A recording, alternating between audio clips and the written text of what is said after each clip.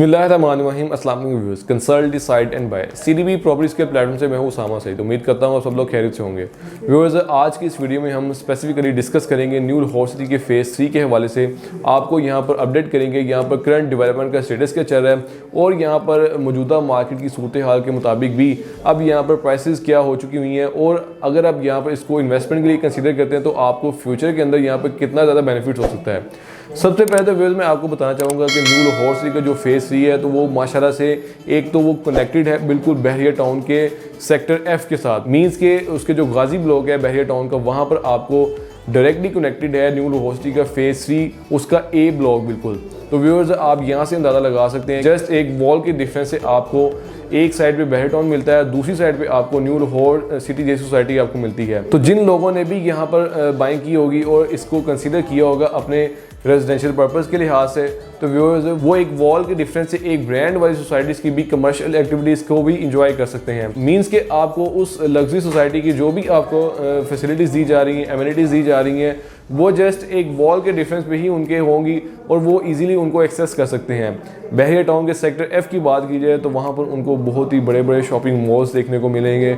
वहाँ पर उनको हर लिहाज से जो भी कमर्शियल नीड होगी वो उनको वहाँ पर उनकी पूरी होती हुई नज़र आएगी। एक तो उनकी अपनी न्यू लाहौर सिटी के अंदर भी उनको कमर्शियल एक्टिविटी मिलेगी, लेकिन साथ ही साथ उनको बहरिया टाउन की भी वो कमर्शियल एक्टिविटीज़ को भी वो इजीली एक्सेस कर सकते होंगे।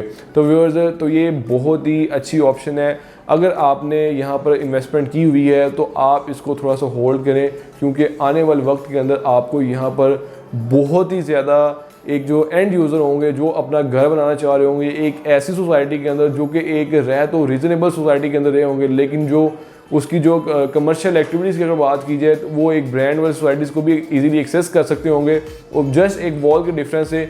तो वो व्यूअर्स इसको फिर ज़रूर कंसीडर करेंगे यहाँ पर अपना घर बनाने के लिहाज। क्योंकि अगर हम बात करें बहरिया टाउन की तो वहाँ पर उनको जो 5 मरले का जो प्लॉट कॉस्ट करता है वो तकरीबन कोई 1.25 करोड़ का अब करंटली कॉस्ट करता है, लेकिन यही प्लॉट उनको न्यू लाहौर सिटी के अंदर जस्ट जो कि एक वॉल का ही डिफरेंस है वहाँ पर उनको तकरीबन कोई 35 से 43 यानी 35 से 43 लाख के बिटवीन में कॉस्ट करता है। अगर हम 10 मरले की बात करें तो 10 मरले का जो प्लॉट है वो उनको तकरीबन कोई 60 से 75 लाख के बिटवीन में कॉस्ट करता है। और अगर हम बात करें एक कनाल की तो एक कनाल की मौजूदा मार्केट सूरत हाल के मुताबिक उनको कोई 1 करोड़ 15 से लेकर 1 करोड़ 35 तक कॉस्ट करता है।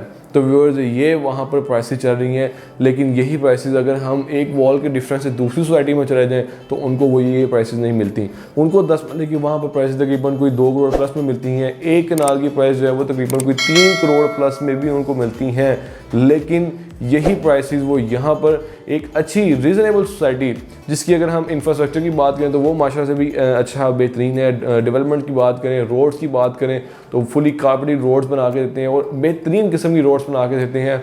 लेकिन करंटली अगर हम बात करें तो न्यू लाहौर सिटी के फेज़ 3 के A ब्लॉक की डेवलपमेंट अभी अंडर प्रोसेस में है, वहाँ पर भी डेवलपमेंट हो रही है। इसके B और C जो ब्लॉक हैं वो डेवलप्ड हैं, वहाँ पर कुछ घरों के ग्रे स्ट्रक्चर भी बनना शुरू हो गए हैं, ग्रे स्ट्रक्चर तक वहाँ पर काम हो गया हुआ है और एक घर तो बिल्कुल अपना फिनिश फॉर्म में भी आ चुका हुआ है, यानी वो घर रेडी टू लिव है। मतलब कि वहाँ पर आपको जल्द ही अब फ्यूचर के अंदर रिहायशी भी देखने को मिलेंगे।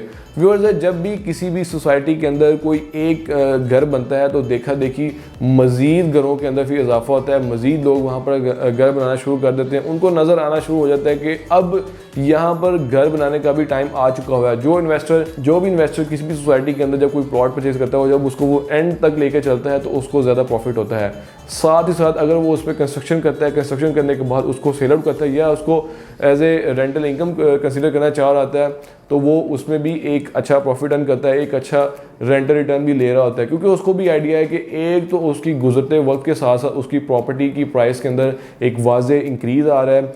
उसको जब चाहे अगर उसको कभी किसी वक्त ज़रूरत भी पड़ सकती है तो वो एक अच्छे प्रॉफिट एक अच्छे रिटर्न के साथ उसको सेल आउट कर सकता है। लेकिन जितना ज़्यादा वो उसको लॉन्ग रन में लेके चलता है, जितना ज़्यादा वो प्रॉपर्टी को अपने साथ चलाता है, तो उतना ही ज़्यादा एक तो उसकी प्रॉपर्टी की प्राइस के अंदर इंक्रीज़ हो रहा होता है और साथ ही साथ जब उसको एज ए वो रेंटल के लिहाज से जो है ना वो उसको कंसीडर करना शुरू कर देता है तो एक रेंटल रिटर्न भी वो साथ देना शुरू कर देता है और प्रॉपर्टी की वैल्यू तो वो गुजरते वक्त के साथ साथ उसके लिए इंक्रीज़ हो ही रही होती है और वो उसकी प्रॉपर्टी के अंदर एक वाज़े उसके लिए इंक्रीज़ भी आ रहा होता है और वो जब चाहे उसको जो है ना वो उसको डिस्पोज ऑफ भी कर सकता है।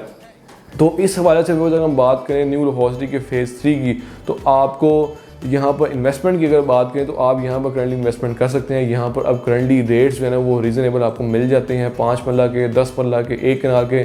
जैसे मैंने आपको अपडेट किया, जैसे मैंने आपको बताया, तो व्यूअर्स ये बहुत ही ज़्यादा राइट टाइम है। इस टाइम के अंदर आप यहाँ पर इन्वेस्टमेंट करके फ्यूचर के अंदर एक अच्छा रिटर्न ले सकते हैं। व्यूअर्स मैं उम्मीद करता हूँ आपको आज की वीडियो बहुत पसंद आई होगी। फर्दर मजीद वीडियो अगर आपकी न्यू लाहौर सिटी के अंदर किसी भी फेज़ के हवाले से, किसी भी ब्लॉक के हवाले से आप कोई इन्फॉर्मेशन लेना चाह रहे हैं या बाइंग सेलिंग करना चाह रहे हैं, तो आप स्क्रीन पे दिए गए मेरे नंबर से मुझसे कांटेक्ट कर सकते हैं। आपके टाइम का बहुत शुक्रिया। अल्लाह हाफिज़।